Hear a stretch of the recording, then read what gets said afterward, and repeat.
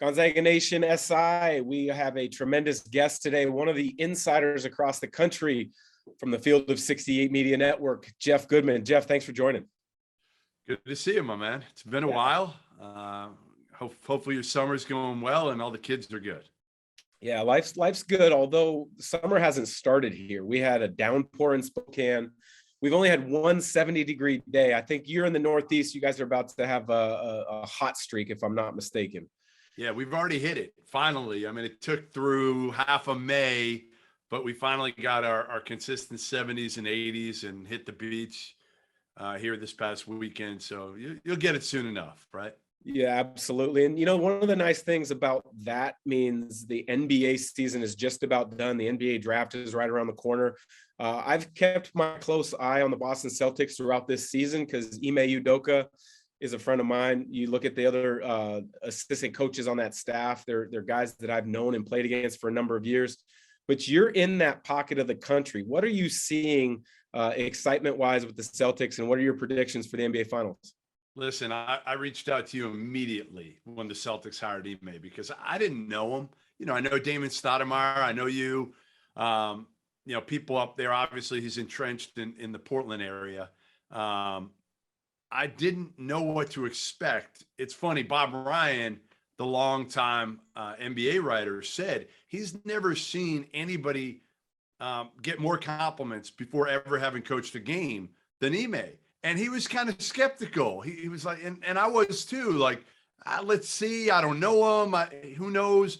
The dude has been unbelievable. I give him more credit than Jason Tatum, Jaylen Brown, Brad Stevens, all of them. Without Ime, there's no way in hell they've turned this thing around. They needed a guy to hold them accountable, especially Tatum and Jaylen Brown, because there had been some bad habits developed, number one.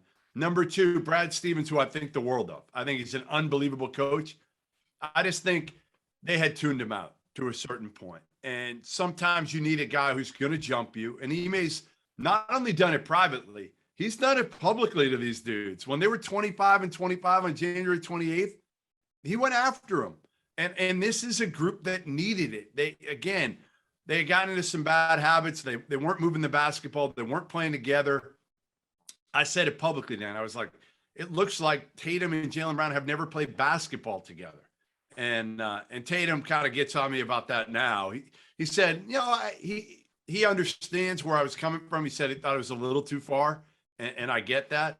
But again, Ime pushing all the right buttons, both with their personalities and also on the court, X's and O's.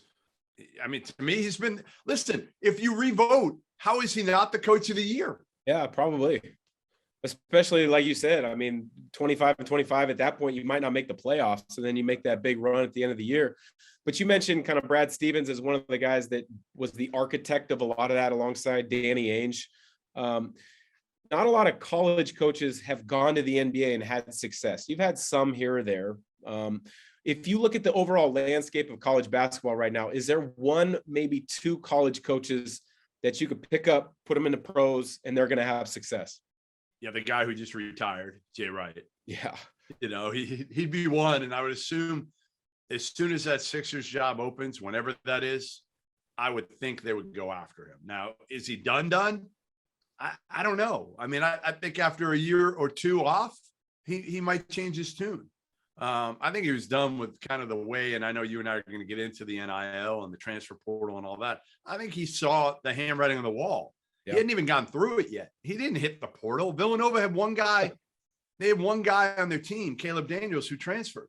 So he hadn't really dealt with the portal all that much or NIL, but I think he knew it was coming, and he was like, you know what? I'm out. I'm tapping out before I ever deal with it. I think Jay Wright and Bill Self would be the other one. I think Bill just has first of all, he's a hell of a coach. Yeah. Right. He's an elite level coach. Sean Miller says it all the time. He thinks he's the best coach in college basketball. And then beyond that, he's so good with people. That's the part. Like I don't think Tom Izzo could go into the NBA and deal with the egos of the NBA. I think Bill Self could figure it out. Is he going to love it? Maybe not. But I think kind of like Billy Donovan, they were similar. and kind of their personalities. It took a while for Billy to figure it out, and he was maybe cursed is the wrong word, but he inherited Kevin Durant and Russell Westbrook, and like try to call a play for Russell Westbrook. Like you can't. So I think he learned over the years, and he's got a better group now in Chicago that fits him, and he's able to actually coach guys like DeRozan and Zach LaVine and Lonzo. With all the craziness of the transfer portal, NIL, having to kind of reset your terms on how you want to run a program and how you want to build things.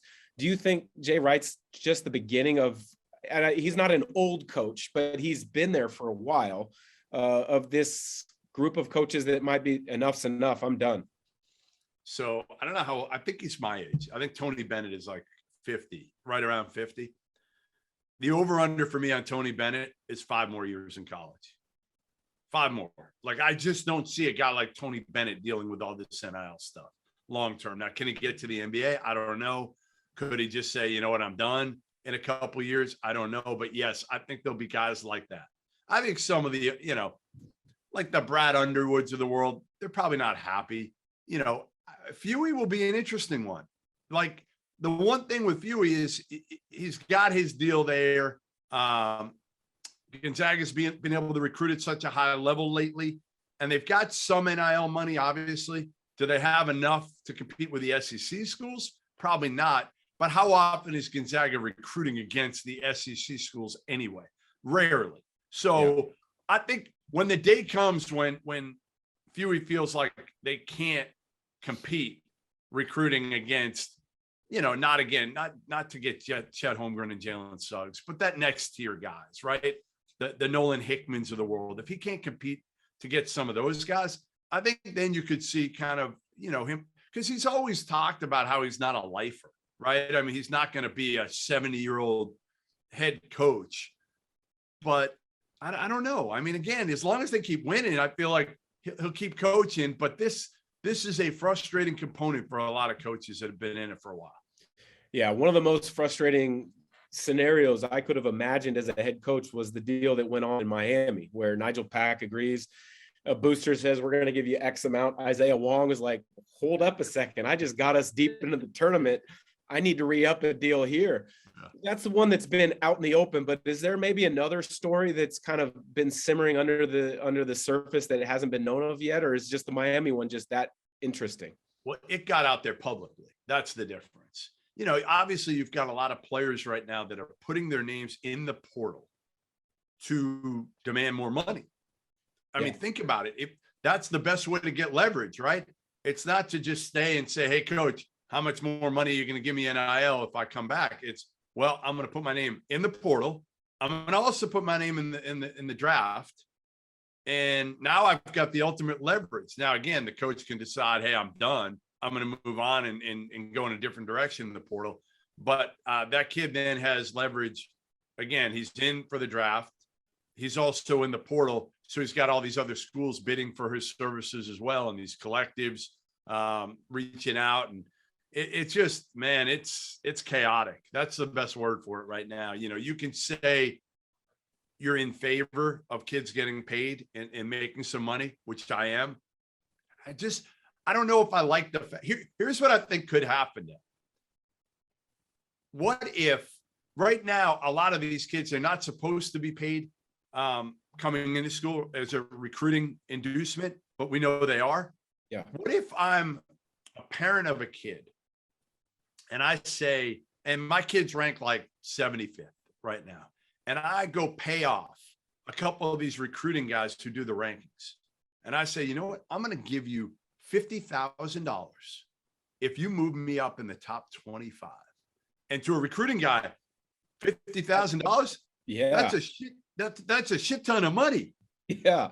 So all I'm saying is there's going to be other ways here to navigate. And then if you're in the top 25, what can you do? You can command more NIL because of your ranking, right? Your ranking partially determines what you can maybe get from NIL. Now, again, some coaches may not fall for that trick, but who knows? All I'm saying is, like, you're playing the long game now, and you're saying, all right, I'm gonna put in 50 grand to hope to make 200.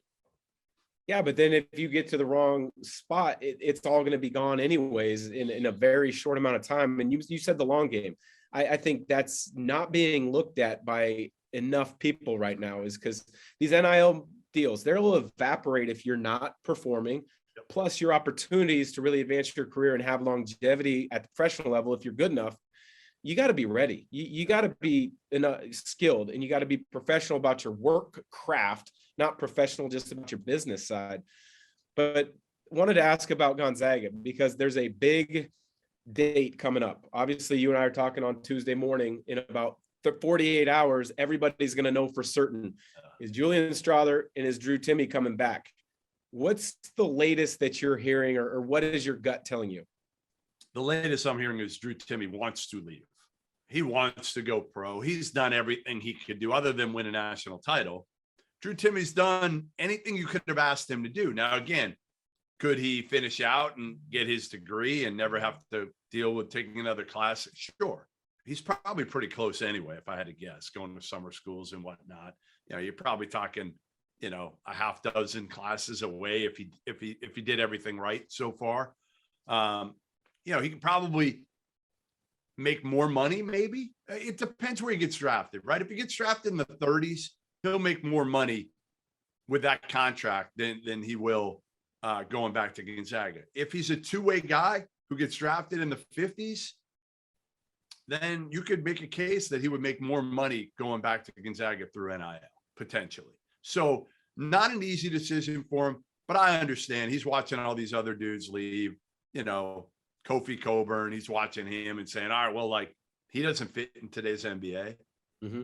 You know, I can, yeah, I get it. I don't fit either. But to me, again, it's one of those things where I think he's got a tough decision, but I think he probably is leaning towards leaving, where Strawther is leaning towards coming back. Well, I think you kind of hit the nail on the head right there with, you know, hey, Coburn staying in, I'm a better player than him because, you know, I look at Timme as in the pros, you only have to have one team that loves you, right? And that's what people don't understand typically.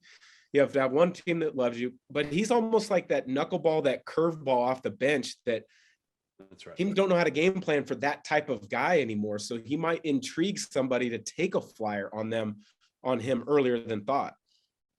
Yeah, no doubt. Like to me, that's going to be a tough one. I just think, hang on one sec.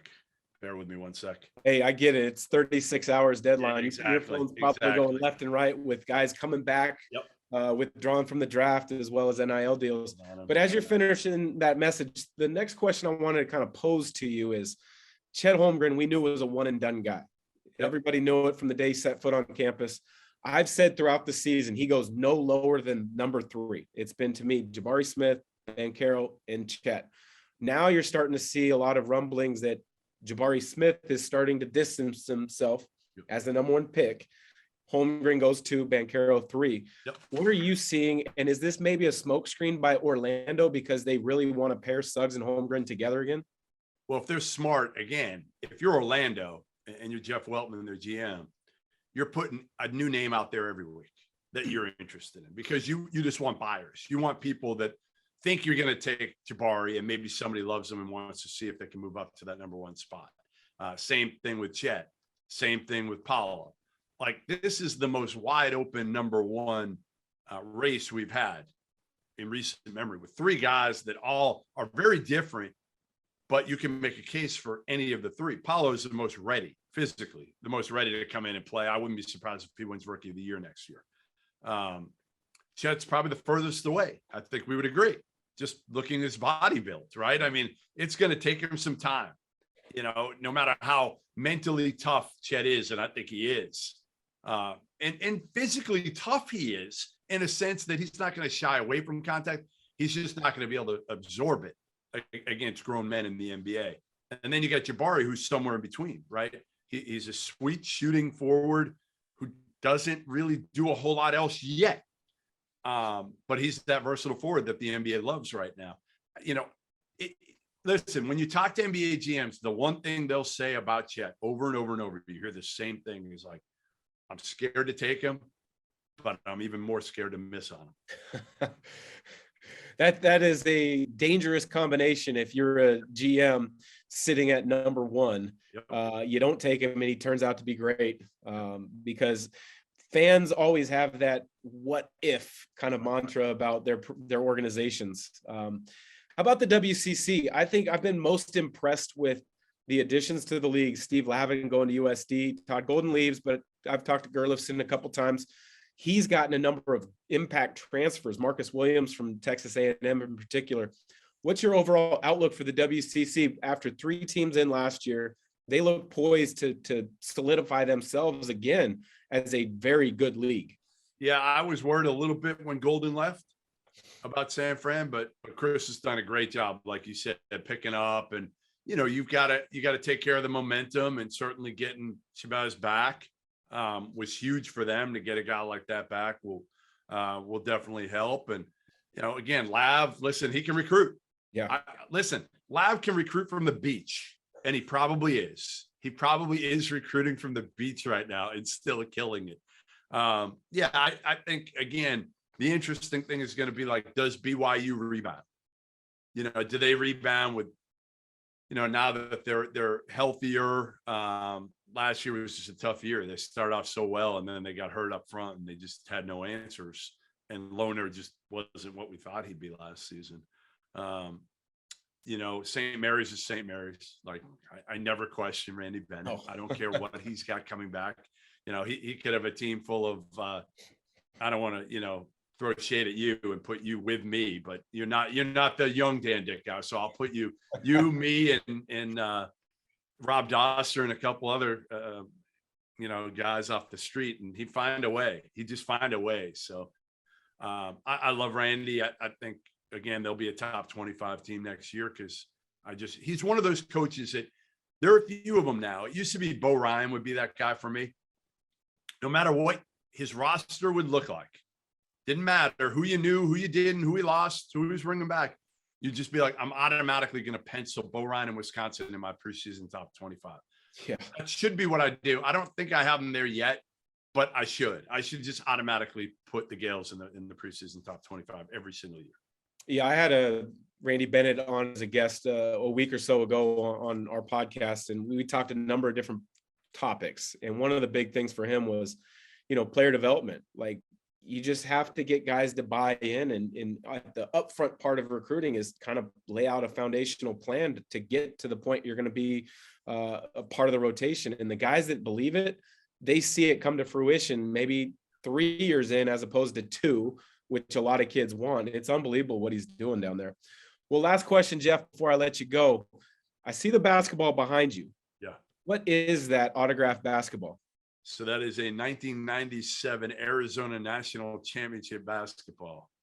The only team I've really cheered for in my career.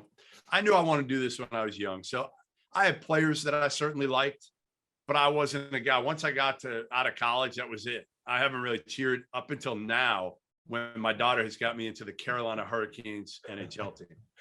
And because of her, I'm a hockey fan again. I love them. But Arizona basketball was where I fell in love with college hoops. Boston it's a pro sports town growing up here. Yeah. So when I went to Arizona, again, I liked college hoops, but not to the level when you go to McHale Center. And those were the heydays. Yes. When I first got there, you were talking, they were a big man school. People forget that. It was like Sean Rooks, Ed Stokes when I got there. And by the time I left there, it was Khalid Reeves and Damon Stoudemire. And then it was Mike Bibby and Miles Simon and Jason Terry and Reggie Geary. And they were just fun to watch. So that's the ball I got. We drove, my wife and I, we weren't married at the time. We drove from Boston to Indy for that Final Four in '97. And it was a blast. And that team was so much fun to watch. That team was so good. That was my senior year of high school. So I knew as a high school kid, I had to get ready to compete against that team as a freshman at UW. But I knew some of those guys a little bit, being from the Northwest. Jason Terry was a Northwest guy. Mike Dickerson was a Northwest guy. All right, so give me before we get, Mike Dickerson is like the long lost guy that nobody can find. I have tried to get him with all the other guys from this team together on a podcast. And every one of them is like, I'll try to get Mike D, but like, I haven't talked to him in years. I got no idea where he is. I don't either, but I tell you what, Mike D was one of the best. Had he not had injuries, he would have been a multiple-time All-Star. He was unbelievable in the mid-range game. He was a sneaky good defender. He didn't get the credit on that Arizona team because Simon had such a great run.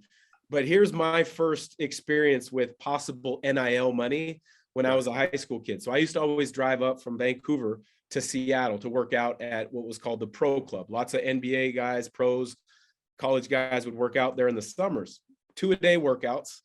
I leave the gym after the first workout. Mike Dickerson leaves in a Toyota Land Cruiser. Now, I don't know much about cars at that time, but that's like a $90,000 SUV at the time. So 2 hours later, we're both getting back to the gym about the same time, kind of getting loose for the workout. I just look over, I say, "Hey, Mike." He's like, "What's up, Dan? How'd you get that car, man?" He's like, "Don't worry about it." I was like, "Mike, I'm about to be a freshman. I don't know how these things work. Where'd you get the car?" He's like, "Dan, there's some things you just don't need to know about."